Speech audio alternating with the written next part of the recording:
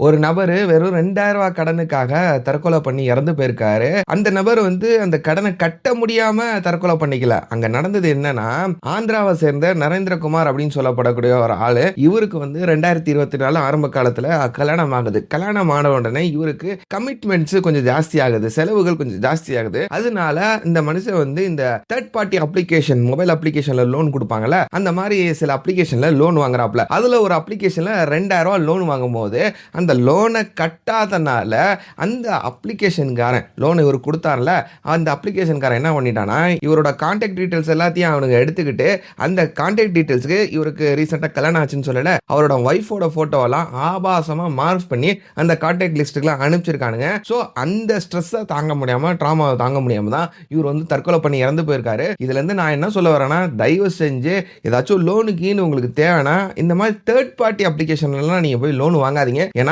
இவனுங்களும் ஒரு விதத்துல ஆன்லைன் கந்துவட்டிக்காரங்க தான். இப்ப கந்துவட்டிக்காரன்ட்ட நம்ம லோன் வாங்கணும்னா, கடன் வாங்கணும்னா, அவனுங்க எப்படி நம்மகிட்ட வசூலிப்பானுங்க, அதே மாரி சீப்பான முறையில தான் இவனுங்க வசூலிப்பானுங்க.